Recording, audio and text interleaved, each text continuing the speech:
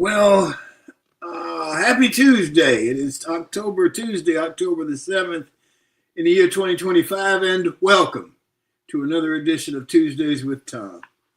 Well, last week I started out recognizing the month of September and the origins of TWT. This past weekend, we all, the TWT and Best Girl team, got to actually spend the weekend together, retreat style.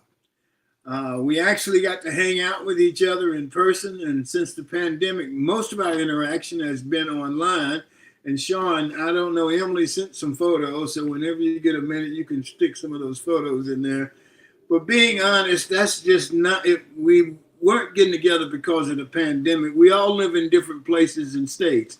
That's all of us together. It was Emily, Barbara, Michael, Sean, Joyce, and myself. And we had a great time. We got to hang out with each other. We got Sean, her son Kai, and her mother drove to Northwest Florida from Boca Raton.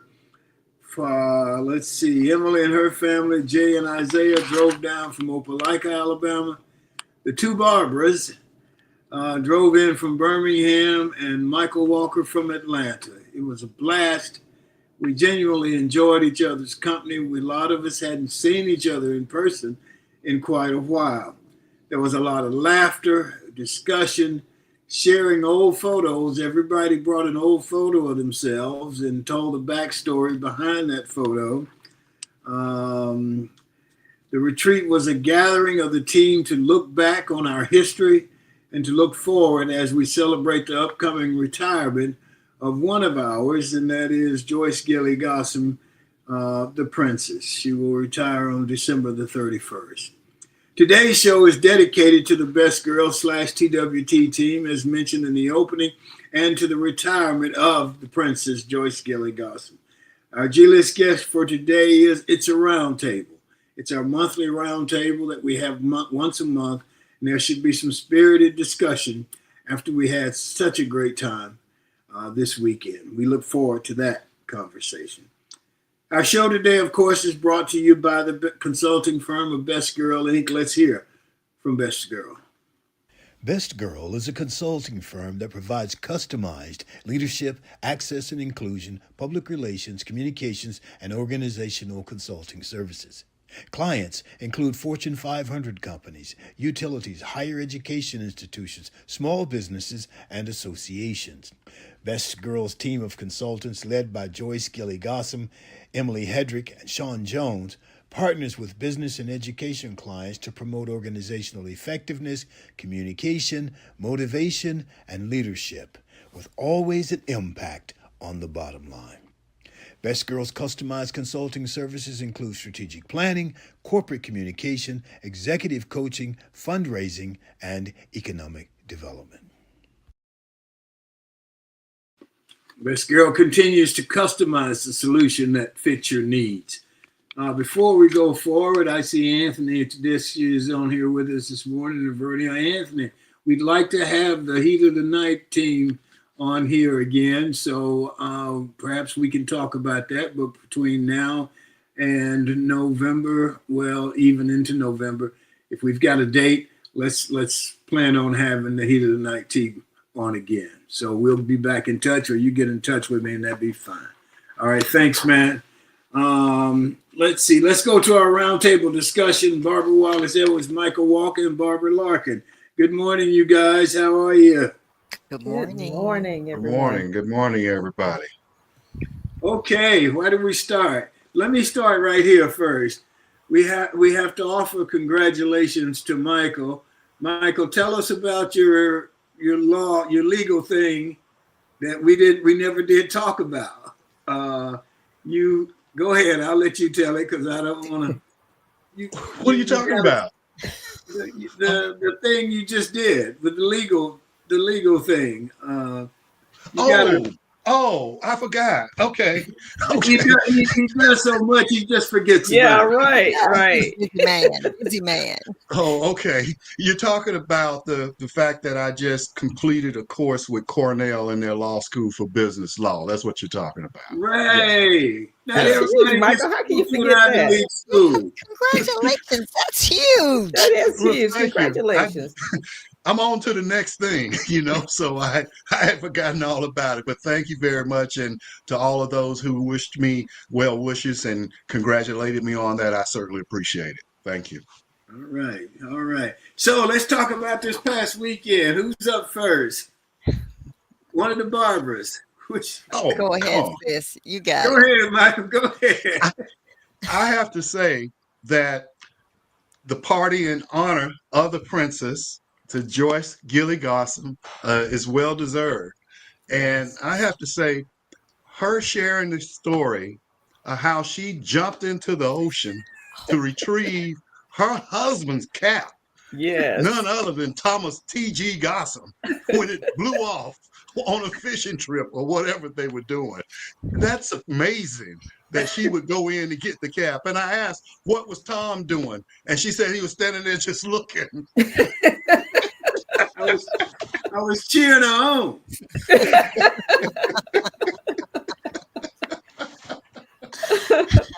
Yes. That was a I great tell you, story. That I was tell a you great that story. that is something else. They don't make women like that anymore. That's Tom, Oh you right. better no. hold on to They that are one. You got a good absolutely one, man. right. And Because I think Barbara and I were both saying, no, that wouldn't have been us. no, We were just trying to buy another hat or no, I something would because be we. trying to calculate how to get him another hat. No, man. You But when don't man like Jane on Tarzan. yeah, she was out in that water. She was stroking after that cap, I'm telling you. But when she told me that her mother had purchased that for you Yes. Yes. in her mother's hometown, I said, then Homer, you had South to do what you Carolina. had to do because that was not a replaceable hat. And so That's That's Yeah, right. right. she went That's right. for It it. yeah, She wouldn't have brought it out. been. So yeah, yeah. yeah. Well, did you put it back on or did you tuck it away? Oh yeah, I still got it. It's in there in my cap collection. So I have a Oh, cap. My dad and I had everywhere I went, every trip I went on, I always brought my dad back a cap. And Okay. so he ended up with about 20, 30 caps. And so I got about half of them. Okay. And it just yeah. depends on where we went and what we did. And we brought back a cap. And so they knew that. And so they brought me the cap back from South Carolina, from where their family originated. And so when it blew off my head, she decided she was going to save it. So, I mean, she jumped in before anybody could say anything. Yeah, it was great. It was one of those stories. It was. Great The story. entire weekend was just absolutely fabulous. But sitting around that table and just sharing stories and sharing the photos and hearing the backstories behind all those photos, that was just, it's something I'll Well, always remember. let's let the audience in on it. Everybody had to bring a photo of themselves as a younger person. Some of us I brought baby pictures, and Barbara bought pictures. Barbara Edwards. We started calling her BWE now, so we can distinguish between the two instead of BPL. Right.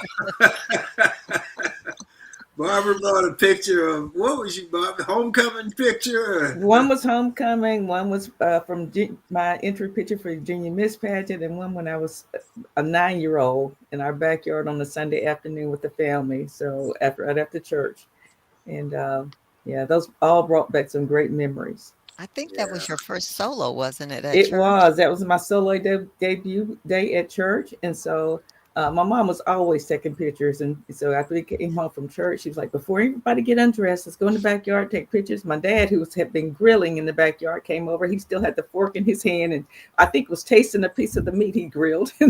And the rest of the kids were there. My mom was taking a picture, but yeah, it was a great memory. That was sweet. That was sweet. Okay. And Barbara Larkin, which picture Oh, did you bring? I brought several. I brought my youngest picture. I think I was about 3 or 4 years old in the front yard of our house with my oldest brother. and my little bald-headed baby that I had by the neck. And he was trying to tell me something, but of course I was not paying attention.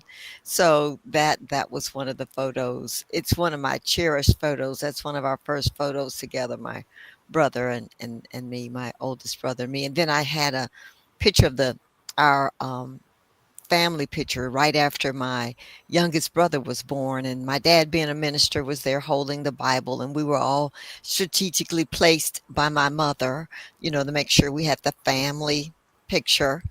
And the last one I brought was my Easter photo that my mother taught me how to sit. Shirley Temple curls. She had made a Swiss, what do you call it? It's called a Swiss dot. yeah, Swiss yeah, dot. Swiss dotted dress, and I had my little patent leather shoes on, which Michael talked about. Had a little hat, and somewhere was some gloves in a purse. I know because that's the way it was done before we went to church for Easter. Yeah, Yeah, they did. They always wore gloves and a always. little thing over their face Oh and yes, Yeah. a yes. thing on their head. And so, and Michael brought an interesting photo. Yes, he Mhm. did, Yes, he did. and an interesting Yes. book. Oh yes, the book.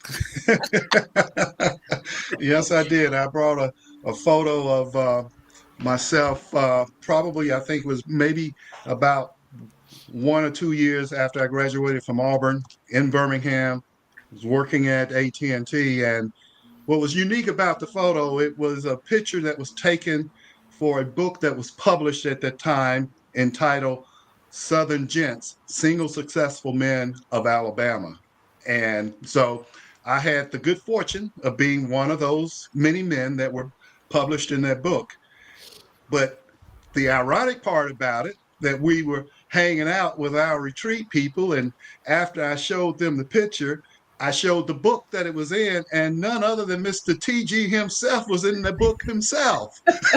So, Indeed, he was. Yeah, I Yes, he remember that. was. and that surprised him, and I think Joyce as well. And each photo had kind of like a little summary of the person or a profile on the person and what they wanted, what they were looking for. And Tom's turned out to be quite interesting as he described the type of woman he would have.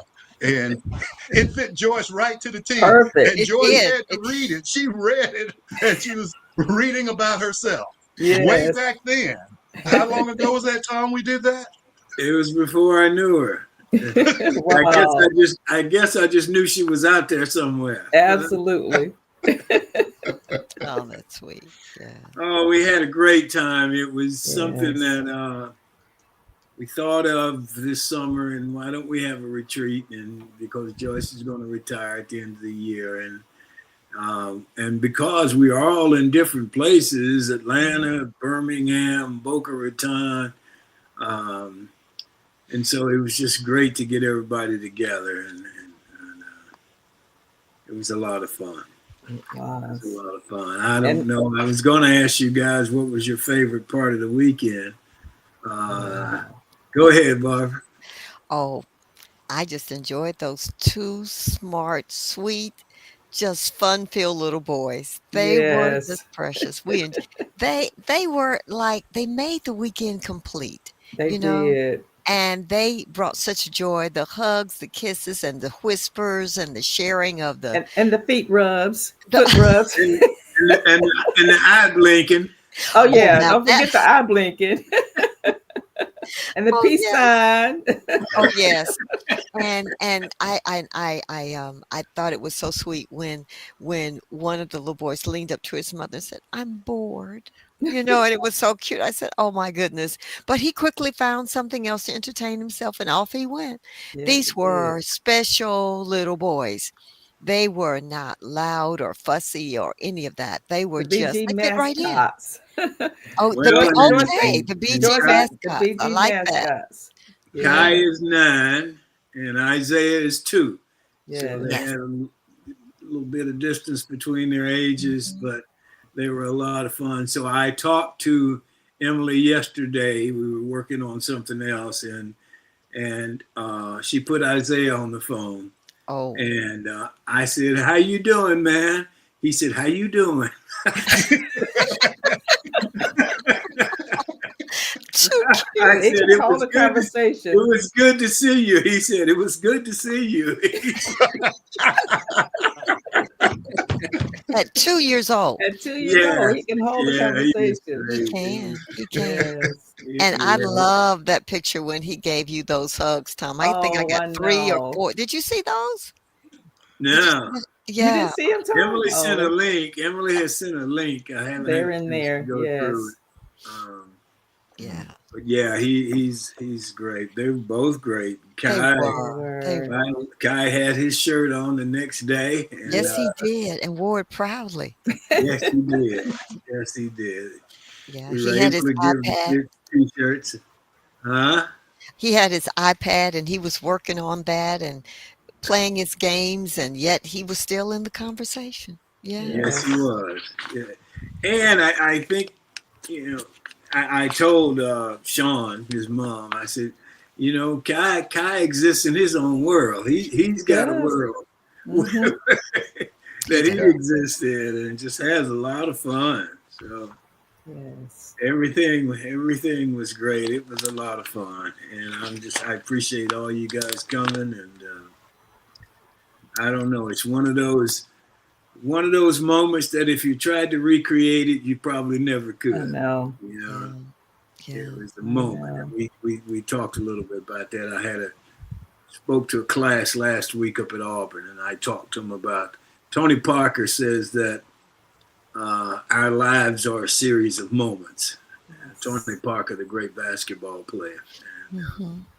I've always adhered to that. And so Yes. we had some great moments this past weekend. It was We a did. lot of We fun. really did. I Hmm. just appreciate And the it. food was great too. Now, don't leave out the Food food. was great. I The had a food, couple. the hospitality. Had a couple of those Italian subs yesterday. Oh, They were all left right then. over. All right then. Absolutely. But we Yeah. just thank you and Dr. Joyce, the princess, for having us, Tom. Hmm. It was fabulous. It was something that we thought about this summer. And it's like, why don't we do that? And you think everybody will come? I don't know. Let's ask them and see. And so it just worked out It very, did. very well.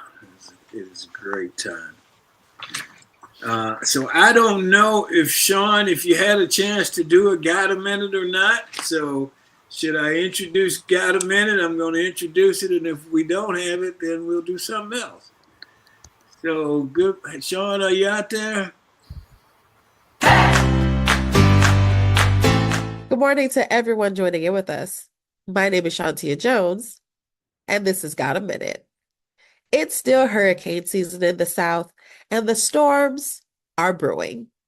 Hurricanes are dangerous and can cause major damage from storm surges, wind damage, rip currents, and flooding.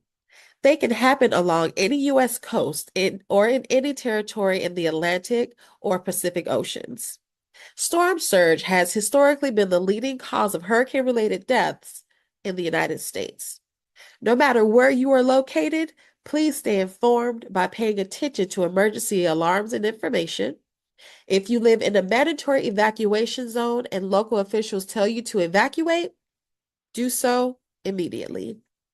When dealing with the weather, determine how best to protect yourself from high winds and flooding.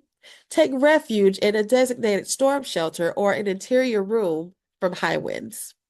Go to the highest level of the building if you are trapped by flooding, but do not climb into the closed attic. You may be trapped in there by flooding water. Do not walk, swim, or drive through flood waters. Turn around, don't drown. Just 6 inches of fast-moving water can knock you down, and 1 foot of moving water can sweep your vehicle away. Everyone, please be safe. Thank you all for joining in. My name is Shantia Jones, and this has Got a Minute.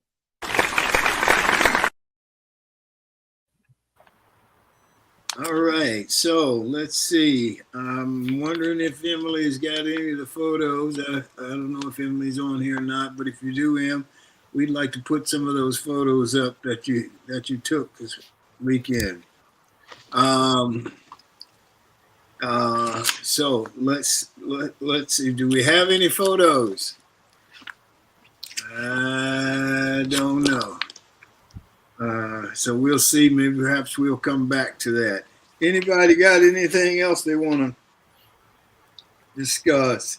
I do, Uh, Tom. First, I want to mention that you will be in Birmingham. Mr. Tom Gosson will be in Birmingham on Friday at 4:30.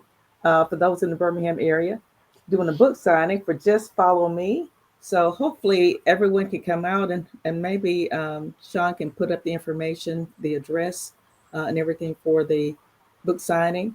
But those are in Birmingham area, 4:30 p.m. Friday afternoon. I don't know the exact address, but it's at Bessemer Road. Please come out. And and Tom, I assume you'll be selling books on site and yes, also signing books. Okay, we'll perfect. be signing and selling the books on site. The book is about it's about James Owens. It's the first African American athlete at Auburn University, football player. I'm sorry, at Auburn Yes. University. But also, it's about the integration of the Southeastern Conference and who Kentucky being the first team to sign a black player. And an interesting story, they signed a black player because the president of the university went to the coach and told him if he would sign a black player, that he would give him a contract for life. Wow. And so the president, the guy said, well, it was too good of a deal for him to turn down. Right. The president drew up a contract for life for the coach, and he signed it. And they brought in two black guys to integrate the university's football team. One of the black guys was killed in practice, um, What? which Wow. I don't know how that occurred. It was a non-contact drill. There was some kind of pileup, and the kid was paralyzed, and then died a little bit after that. So, um, interesting story.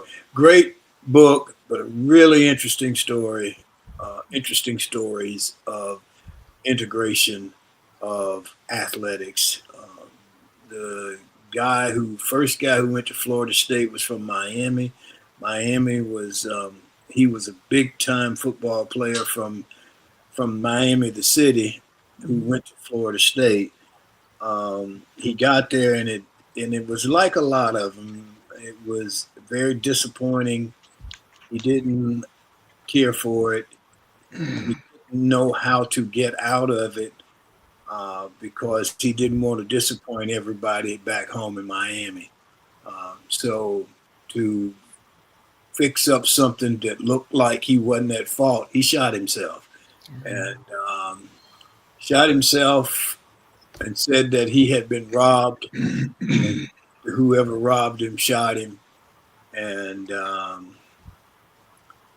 he he died before anybody could get to him. In terms of he bled to death. So there are some really interesting stories. Um, it chronicles the trauma of quite a few of the young men who acted as foot soldiers in Southern sports integration and how to deal with the long-term effects. The first black athlete in the Southeastern Conference was a guy named Perry Wallace who played basketball at Vanderbilt. Mhm.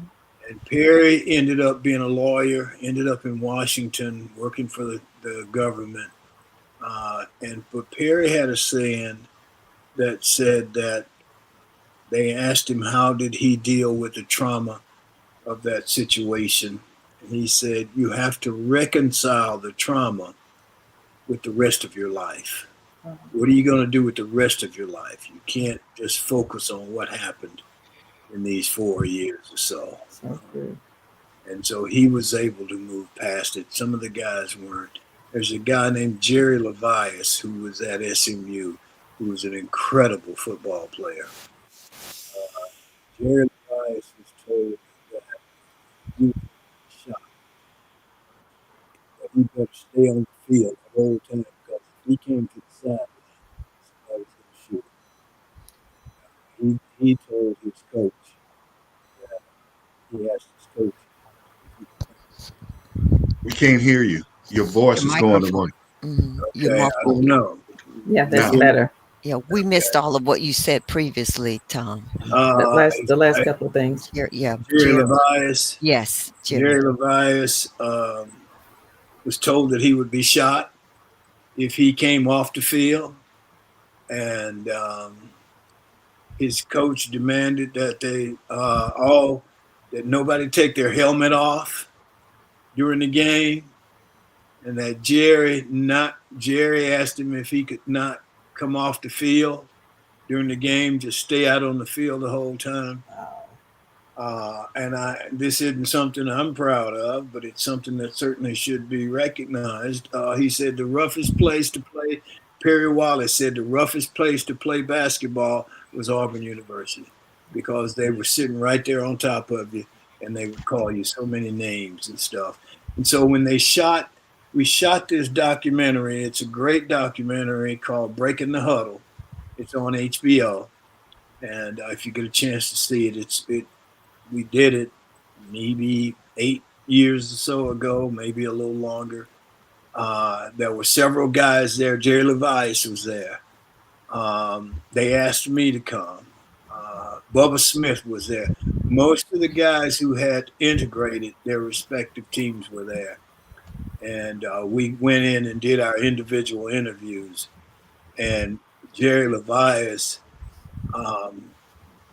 he couldn't stop crying. There were a lot of us crying. There was a lot of crying that day. Jerry Levias said that, it's been 40 years, man, and I can't talk about this stuff without crying. And, so it was in the book, the guys who they were described as teenage foot soldiers. I don't think people realize it, but most of us were still teens. We were 17, 18 years old, going into these situations to integrate these schools. And most of the schools, and I can't certainly speak for all of them, but a lot of them did not prepare, did not have anything that would make the guys feel welcome, make the guys feel like they belonged. Right. And so it was one of those rest of your life type stories. So that's where stuff keeps popping.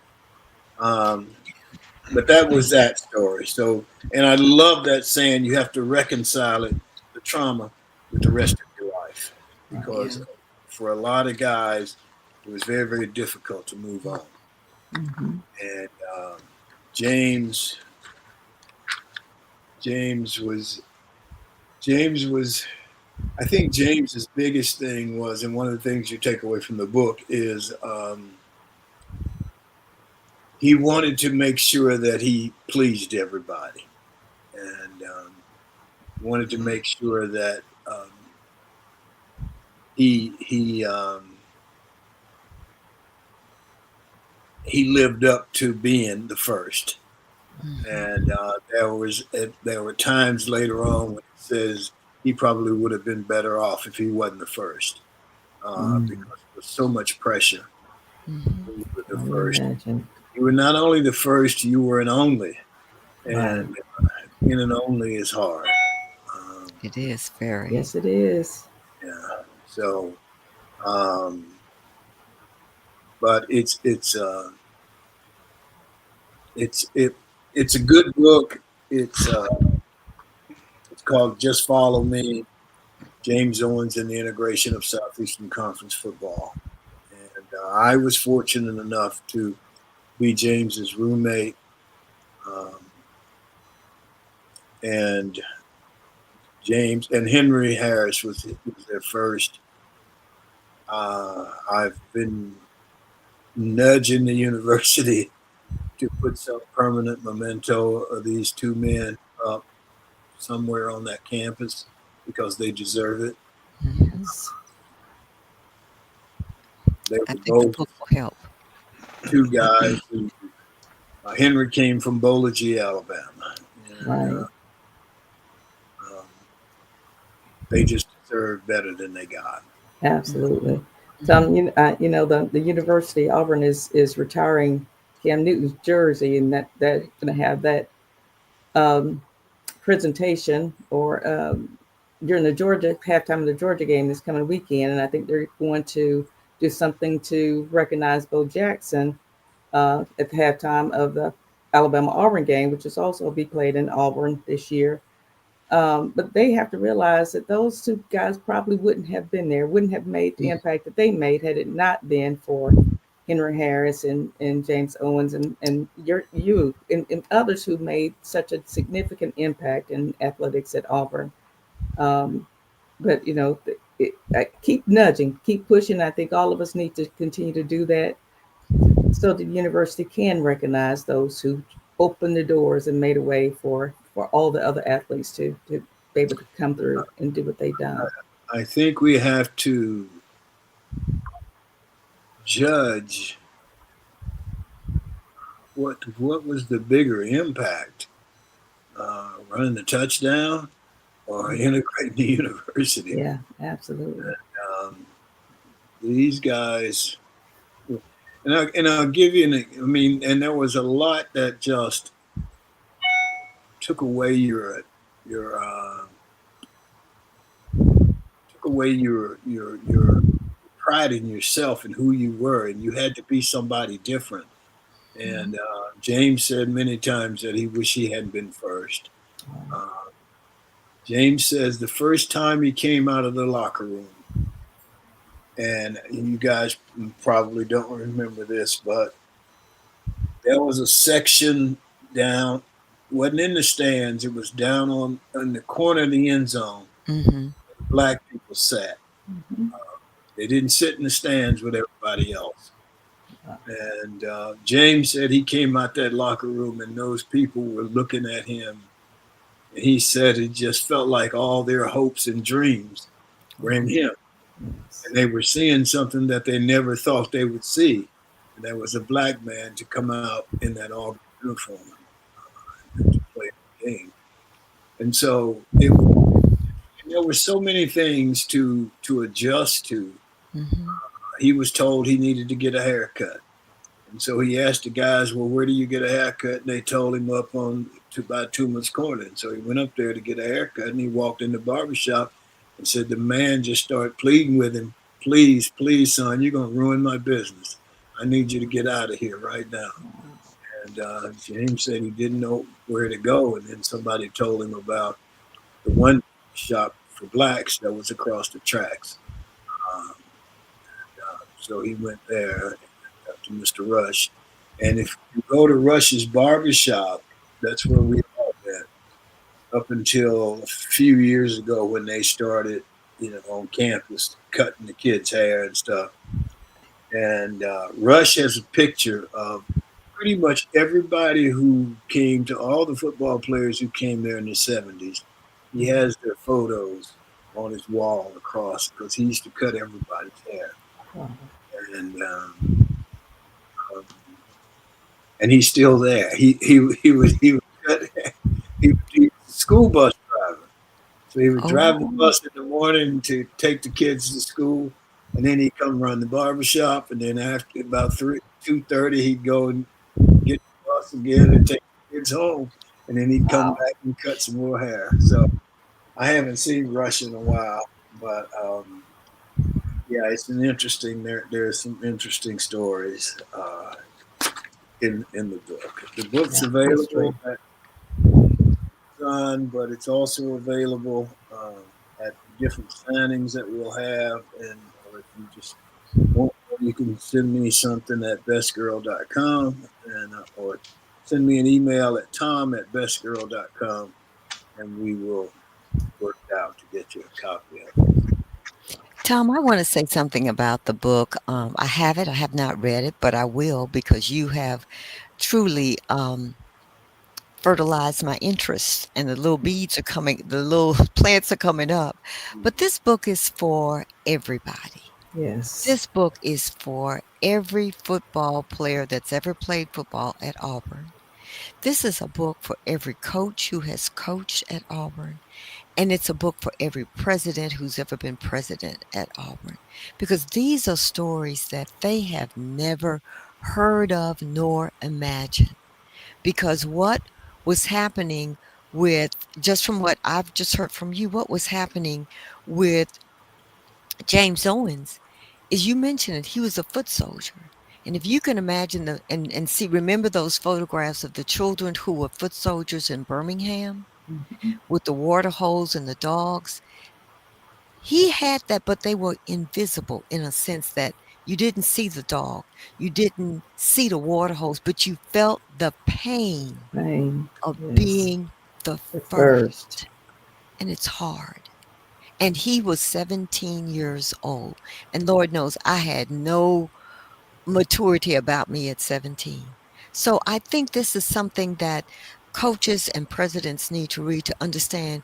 You're bringing in 17-year-old children to this university, and the impact is still there. It may not be as intensive as it was for James in some ways, but in some ways it still is.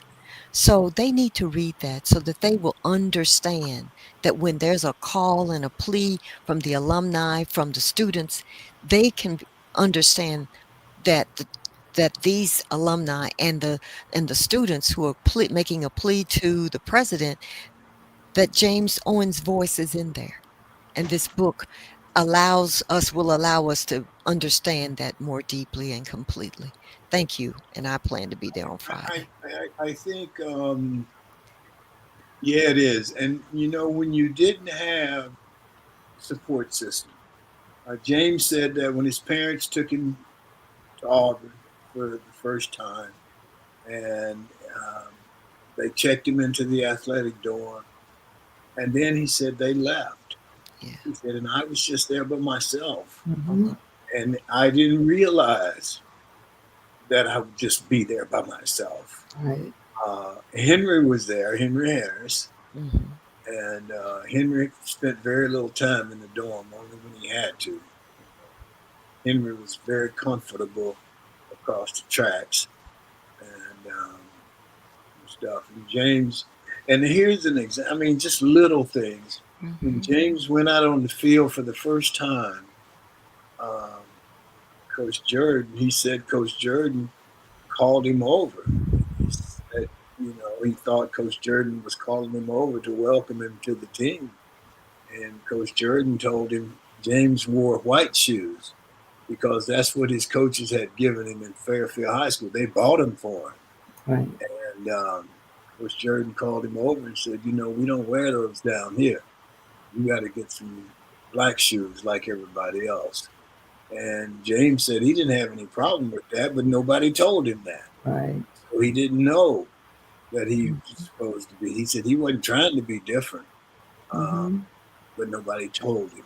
And so it was, it was, they were very careful not to give you special treatment, but in not giving you special treatment, they were giving you special treatment. Right. But Unfair treatment. yeah, Yeah. so Absolutely. uh, Misinformation and no information. Mm-hmm. Yeah. yeah, exactly. So um, and they were and when you read Henry's book, I mean Henry was one of the best high school basketball player in the country. He went to Yes. the Dapper Dan Classic, which is today is like the McDonald's All Star Game, and he was the most valuable player. And Right. he was the valedictorian at his high school.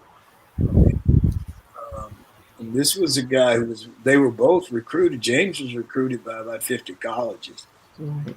and everybody was surprised when he went to Auburn. So it just, I think it's a story that's worth telling, and Mhm. I will continue to tell it when I when I when I can. Absolutely. Um, we got one more. I think we got the photos up. So can we put those photos up, Sean? Oh boy. That's the photo of the team. That's the one we have. Uh, That's still Baby Isaiah. Isaiah. It's Isaiah. Oh, there we have Kai on And his. there's Sky. Yeah, There's the Barbara and Joyce. princess. Yeah, Oh, the famous hug. Yeah. And Sean and her mom. our That's baby Isaiah, our there's baby that big mascot. hug. Yes. Oh, That's so cool. cool. It Yeah, is. we had It a great is. time. It was very, Yes. very special. Okay, let's see. Where are we? Betty Barbara, you got anything? Barbara, BWE or BPL? You guys got anything else? I have one other thing that I want to mention. I want to send out a big thanks to Tyler Perry. Tyler Perry, who of course is Medea in all the movies. He's making a significant impact to safeguard Atlanta's low-income elderly residents from being forced out of their homes due to increasing property taxes. He contributed $750,000 this year and committed a total of is committing a total of $2.75 million. He's paying off back taxes for on almost 300 homes and preventing future tax increases for many others elderly people in the Atlanta area. And that's huge. So many of our elderly people are losing their homes because they can't afford to pay taxes or forget about paying taxes. And for him to pay $750,000 now and commit a total of $2.75 million to protect those people's residential homes in the future, I think is just monumental and something that should definitely be recognized. Yeah, that is Yeah, I agree with you. amazing. I agree with Hmm. That's you. huge. Yeah. I I just agree. wanted to say something along the line of the book signing. You were talking about um, being the only one. Well, I read an article about closing the gender gap at HBCUs, that the number of young Black men going to college has decreased significantly. In fact, the percentages of and the number of men who were in school in 1979 is even lower. I'm sorry, 1976 is lower now than it was then. So, many of the historically Black colleges are looking for ways to increase those numbers. I mean, the numbers are significant when you look at the number of women that are there. For instance, at Morgan State University, there are the men are 38.8% of the student population, and the women are 61.2. So there's a huge imbalance. And so the president of Morgan State, who formerly was at Auburn University, who is now the president at Morgan State, is saying that they have a task force that has been in place, I think, for 3 years now, where they are really working hard to increase the number of African American young men coming to HBCUs. Um, not everybody is a athlete to be able to have uh, that type of scholarship, and so what they're finding is that the raising of young Black men and the raising of Black women is very different. Has always been different. The men are, especially now in this millennium in which we're in, fast money is what a lot of guys are looking for. Whereas with college, it is a slow, steady progression that leads to a long term evolution into the middle class and the upper middle class. So there's a lot that they are doing to try to um, make these numbers and percentages more even. And I think it's a great thing. And what I'm suggesting, many of us did not go to an HBCU, but maybe our parents did, or maybe our parents supported an HBCU. Think about doing some of that to help these wonderful universities that springboarded us to where we are today. And maybe we can help some of these young men begin to, who are not outstanding athletes be able to get a great, solid education. Very That's positive. great. That's good. You Yes. know, we were very fortunate in the fact that Tuskegee was about a 20-minute ride from Hmm. Yes. campus, and so we spent a good little bit of time in I Tuskegee. bet so. As a matter of fact, after I graduated and went back home to Birmingham, I'd be walking downtown or something, and I'd run into somebody, and they said, "Man, you went to Tuskegee, didn't you?" Kinda. Kind of socially. Yeah. Yeah. You know, and that's interesting because when Henry Harris signed with Auburn, um, you know, what are you going to do for a social life? Hmm. Right. There were two black girls admitted to Auburn that year, Hmm. and um, so I mean, if he was going to date somebody, Hmm. he had his choice of two girls Right. because it wasn't cool in that era to date interracially, Hmm. so to speak. Um, um, so yeah, that's interesting. Hmm. I think I don't know. It's sort of difficult for young black boys today. I don't know where the focus is. I just know that my dad told me I was going to college, and that's why he was working all these jobs that he worked at the time. And, I'll never forget. I went to see him. He worked outside at a place called a Sitco, and we could go. We could pull up to the commissary, and we could pull up to the fence, and Daddy could walk over to the fence and talk to us. And we walked over one day, and it was raining like hell, man. And I said, Daddy, why don't you get out the rain? And he said, that's why I want you to go to college, so you Mhm. don't have to work in the rain. Right. And that was that was the lesson that was passed on to me. And so Hmm. perhaps the young men aren't getting those lessons passed on to them, but it was an understanding that I was going to go to college, and it was an understanding that I was going to graduate from Hmm. college. Hmm. Yeah.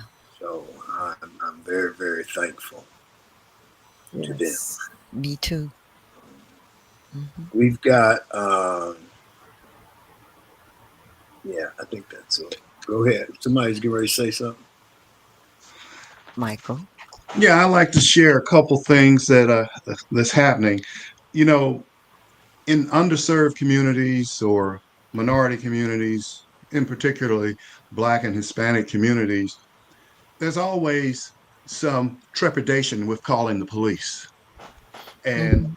this story that I'm about to share with you is a prime example of that. Black woman called 911 for some help, and the police came and they arrested her.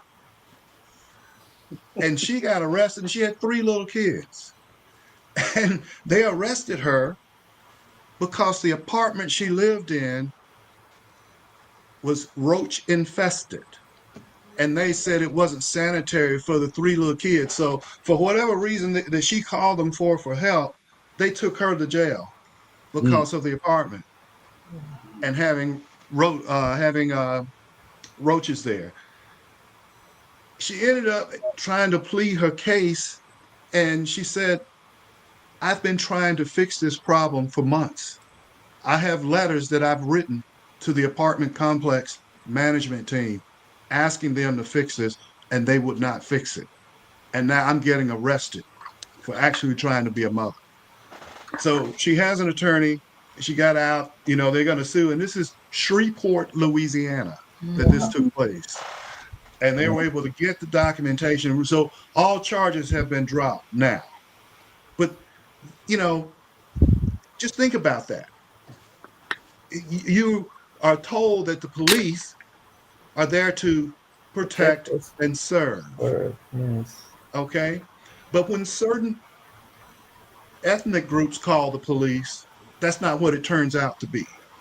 Now, I'm not going to say that happens all the time, but one time is one time too many Right. in situations like this. And she had 3 little kids. What's the officer thinking? He didn't care about what she said, you know? Yeah, that's tough. That is Yeah. tough. That is Yeah. very, very hard. And they didn't think, well, if she's complaining that her apartment has roaches, everybody else has roaches. Right. So Yeah. are you going to arrest everybody else? Because they definitely have them. When you live in an apartment, if one room has a roach, they're coming to get you. Okay, they aren't thinking. She spent 6 days in jail What on happened to Damn. child neglect charges. Oh my Wow. 6 days. goodness. 6 days in jail. 26 years old for that. child Wow. Now, and speaking of bizarre, Mark Sanchez, former NFL football player, quarterback, he got arrested over the weekend while he was in the hospital after getting in What? a fight. Now, I don't know what the deal is. He said, well, reports say he smelled of intoxication. He was intoxicated. Allegedly, Sanchez was in Indianapolis walking down the street. He comes upon a man that's doing his job, a 69-year-old man who has his truck and he's picking up restaurant oil and grease and leftover and, doing whatever they do with it. Right. Sanchez comes there and decides, for whatever reason, that the man shouldn't be there, need to move his truck or whatever. He gets into the man's truck and starts taking over and doing stuff and attacks the man. And they get into the scuffle, and man realized that Sanchez was going to really cause physical harm to him, maybe fatal harm. And he stabs Sanchez to get him off of him. Right. Mark Sanchez goes down the street bleeding, hits on a window in the restaurant, falls on the floor. They get the paramedics, take him to the hospital. Police investigate. They find an older guy, and he's in the hospital. And this was a 69-year-old frail man, not a 69-year-old bodybuilder. Right. Okay. A Right. frail guy. And he is just got stuff all over. He's really messed up. And so they looked at the film and they went to the hospital and they arrested Sanchez. And now, as of this morning, his charges has been moved up to felony charges. Wow. He was supposed to be an announcer for the game last night. Yeah. No, Sunday. Oh, was it Sunday. Sunday? Yes, Sunday. Okay, Mhm. Sunday. It was the Colts game on Sunday. I think Colts and the Raiders. And he was in Indianapolis. Wow. And that happened. I was just in Indianapolis a couple of weeks ago. It's such a quiet little town, Right. I mean, I was just amazed when I got there. I was like, where are all the people? And walking down the street on Saturday, it's like hardly anybody is around. And this is what Mark Sanchez does. So what would make him think that the man was not supposed to be there? Or intoxicated. yeah, I guess They're saying intoxication. And I even wonder, and this is not making any excuses, but if somebody put something in a drink, that's possible. because he was Mark Sanchez, they recognize him. We don't know. That will happen. Whether they put something in his drink or not, he's probably gonna say they put something in his drink when he goes to the court. Right. Well, that would be his only defense. Because he's got to come up with something for his behavior, other than he was drunk. Well, does he have a reputation for sort of being on the edge? I mean, I don't not at all. I don't think he's ever been in any trouble before. Never been in any. They may have done that. They could have.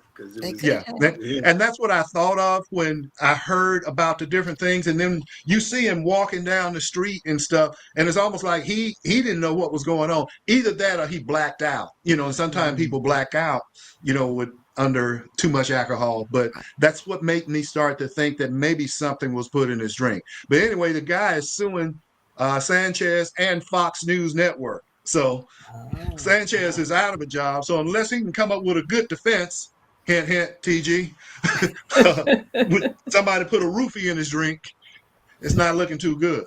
Not looking too Yeah, good. wow. Mm. Man, Wow. he get a job and he's done screwed it up already. Yeah, already. Yeah, yeah. And a couple things. This right here jumps out. Auburn University has been struggling along the offensive line. And one player in particular, I think his name is Xavier Chaplin. He's had several false starts and all this. Well, it was revealed yesterday that he has some hearing issues. Oh, And that in those environments like Texas A&M, Oklahoma, all the crowd noise, he was having a difficult time hearing the Hearing. plays, and that was causing him to move before the snap count and whatever. And Wow. so the coach is saying they're going to make some adjustments to that. They should have taken care of that, but because this was a really good player, and a lot of people were looking to get him, and they were trying to figure out what's happening. I think he played at Virginia Tech or somewhere. I remember reading about him, and we were expecting him to be pretty good. So Right. I find that pretty interesting. That is interesting. I'm glad they found Did out. you Me guys see too. the coach of the Phoenix? What is it? Phoenix Cardinals? They are now. What are they? Are they Arizona Cardinals or whatever? Arizona Cardinals, yeah. The kid was running him for a touchdown, and he thought he was in the end. He wasn't in the end zone, and he dropped the ball and At the half-yard line. 1 yard line, and so there wasn't a touchdown. Right. He threw to the sideline, and the coach attacked him, Yes. and basically it looked like he threw a punch at him. It did, didn't it? And hit him, and just was all in his face. I mean, I assume he probably was saying some ugly words to him, and that was on this morning. I was looking at it, and he went after that kid, He man. did.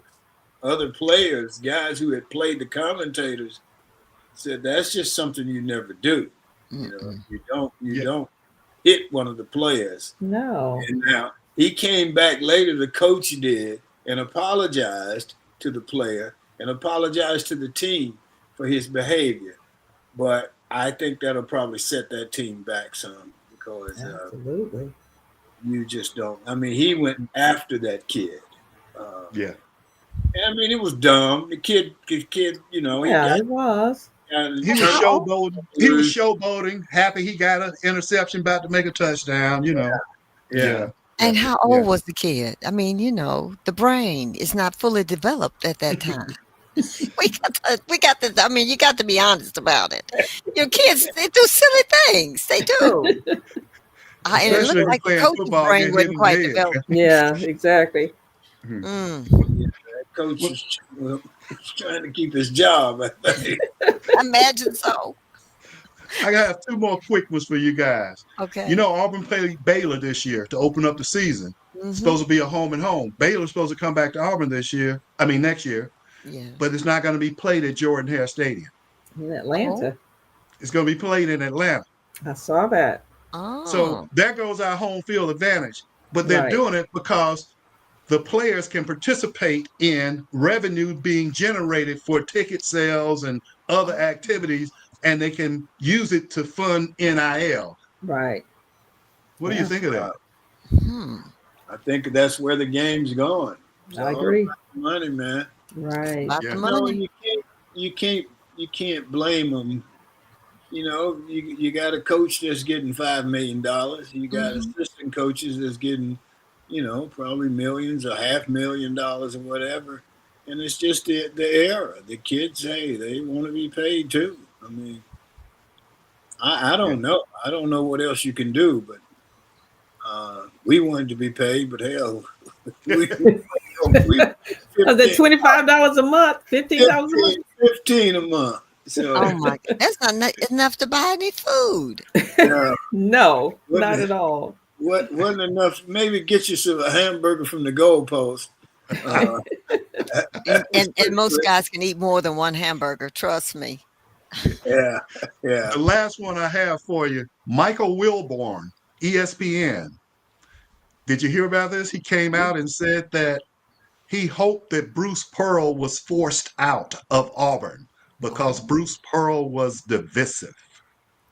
He oh, was. He was. he He's was. absolutely right. Yeah. He And I think he may very well have been.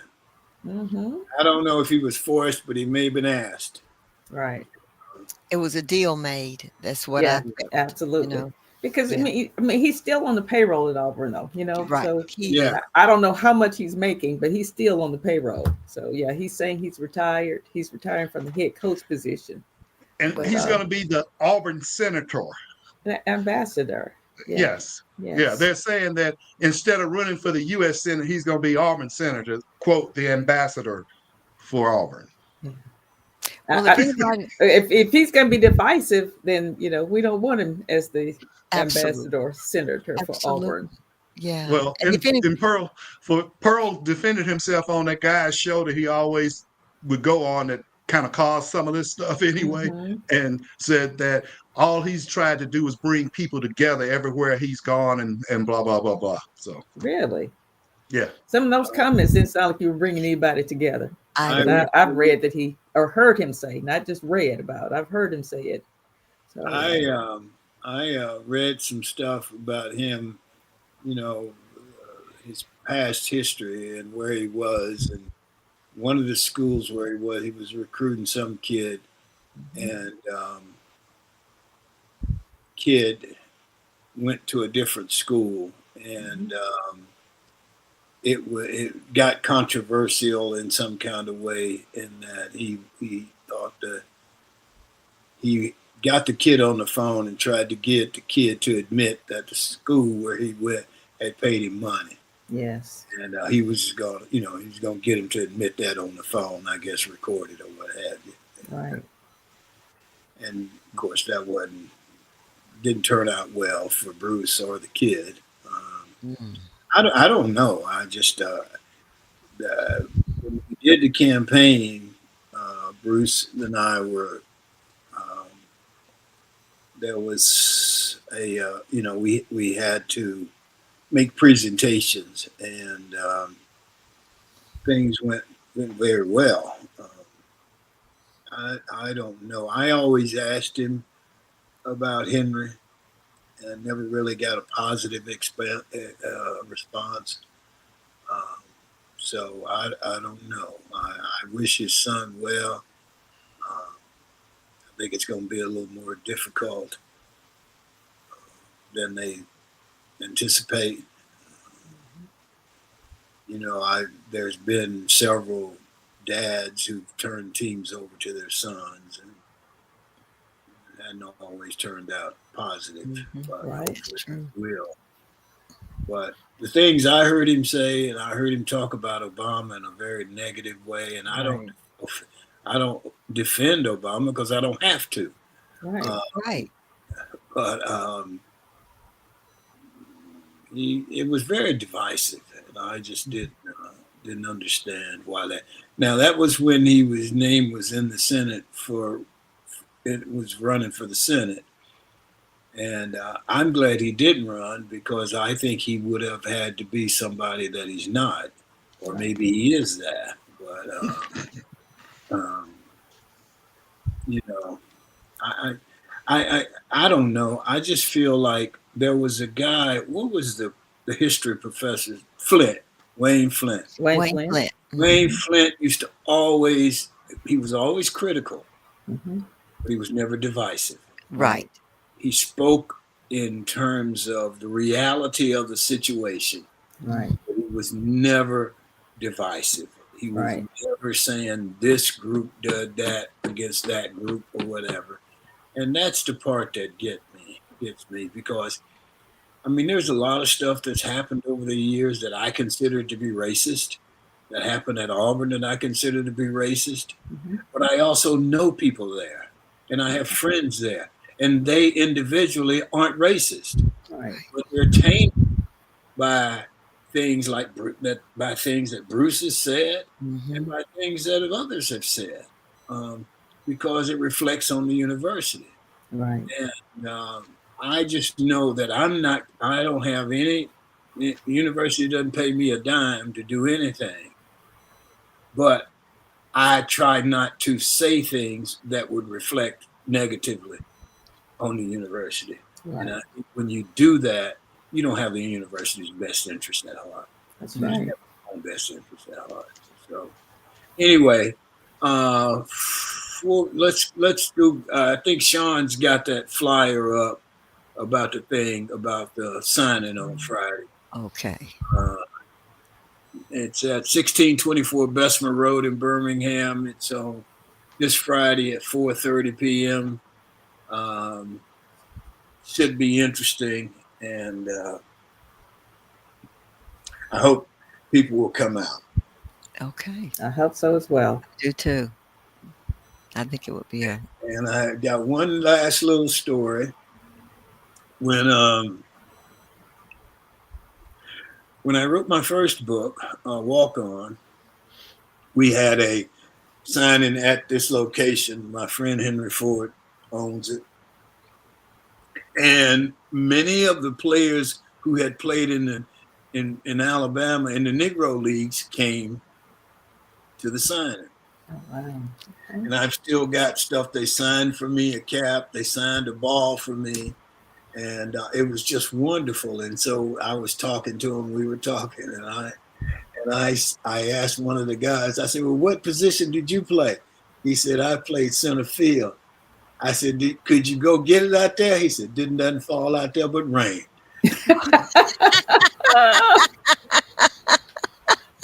I love it. And the other guy was talking, and I said, well, he said he played whatever. I said, well, were you fast? He said, man, look, I was so fast, I hit a blue dot and back up through second base. And when I slid in the second, the ball hit me. I love those answers. So I've still got the ball, I've still got the cap, I've got all the things they signed for me. Right. Right. Awesome. I love it. Anyway, so it was a great weekend. I want to thank you guys for Thank coming. you. It was so much fun, and it was great just to see everybody and to It be in the was. same room, you know. It And was. Isaiah and Kai there, the small kids. It was just wonderful. So anyway, so anything else before we close out? All right. Well, that's going to be our show for today. We want to thank the audience. We appreciate you, Antley and Tadishi. Hey, we want to get the Heat of the Night game back on. So you guys let me know. Y'all let me know, and we'll work something out. Sometime in October or November, we'd like to have you guys on again. Thank the audience. We appreciate you. We want to thank our sponsor, Best Girl Inc. Thanks again to the TWT team, Barbara, Sean, Emily, Michael, Joyce, and Barbara. And special thanks to the audience. And that's it for this October the 7th in the year 2025. A day without a smile is a day wasted. Enjoy yourself. Make every day count. Stay safe. Blessings and peace.